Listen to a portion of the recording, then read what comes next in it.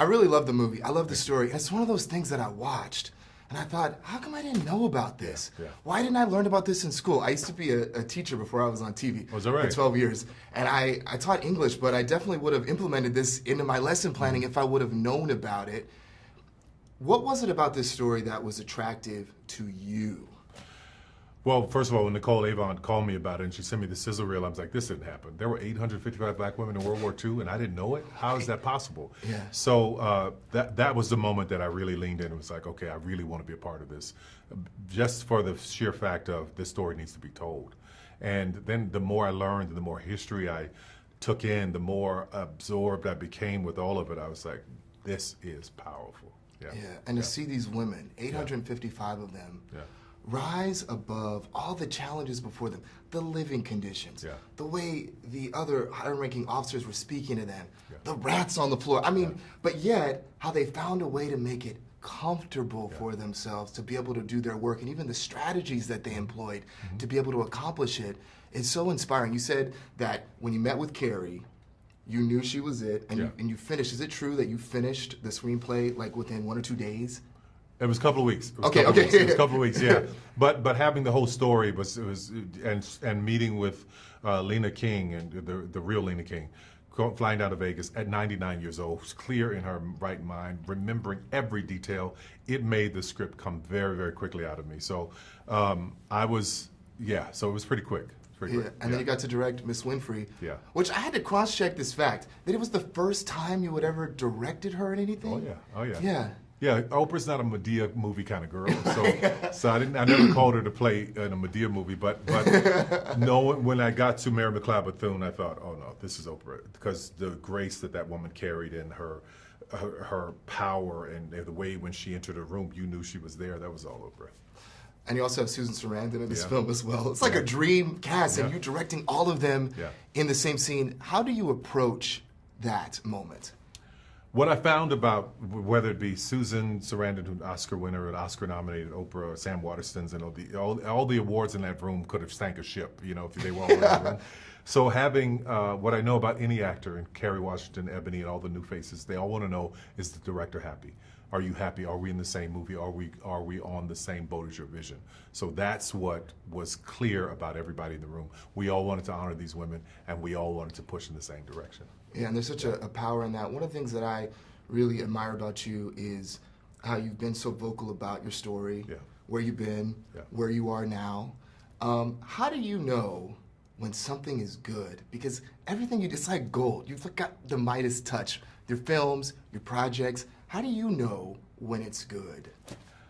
I know when it's good for me, and I've been on the road for many years doing 350, 60 performances a year, so I know when it's going to resonate with my audience. So I just want to lean into what's good for me. If it's good for me, then I know my audience will like it. So that's what works for me. And this movie's good. It is good. For everybody. It really is. It really is good. And so many of the actresses were saying, too, they learned, by virtue of working on this, and they were really inspired by the work. And Kerry Washington even shared last night that this is something that she wants to share with her kids and make sure that her daughters and her son know about the power of these women.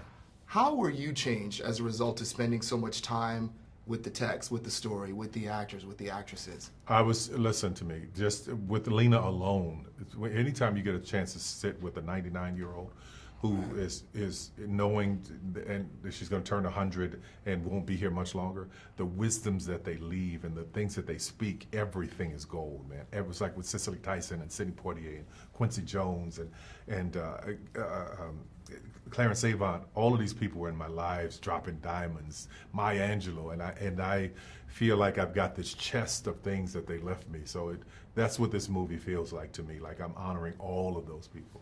Over all these years now, the decades that you've been in the business, what keeps the light on for you? Honestly, the people that are coming through the gates who get an opportunity who wouldn't have had it before, the ones who get it and appreciate it and take it and run and go way further than they ever thought they could, even the ones who don't get it, who don't understand what it is and mistreat it and abuse it, and then years later find out, oh, that was a moment. Trying to get us to get it and really get to all that dreams are for everyone, that's what keeps me going at this point.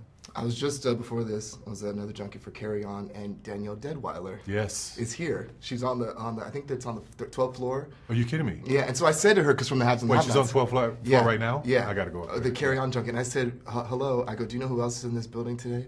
I said, Tyler Perry. She goes, shut up. Yeah. I said, no, he's on the second floor. I said, Yeah. you started on the Haves and the Have-Nots. Yeah. Because you've given so many people opportunities, and even your studio in Atlanta is really the space of dreams. Yeah. And dreams coming to fruition. You've talked a lot, too, about the power of ownership. Yeah. And how you were someone that grew up poor with not a lot of resource.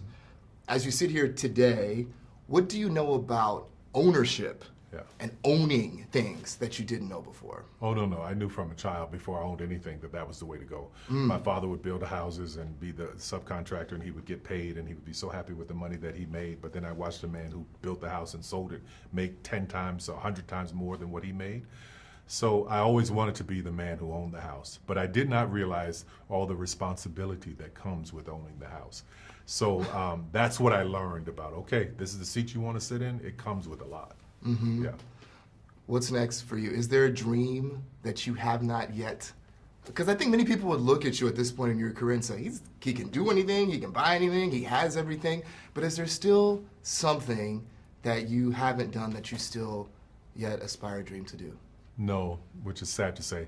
A Jazz Man's Blues, I wrote that, was the first thing I ever wrote. I held it for 27 years and finally filmed it. And I felt a grieving in me because it was done. I had held it for so long. And I didn't know what was the next thing that was going to excite me until the 688 came along. So right now I'm just at this place of being grateful and thankful and open to what comes next.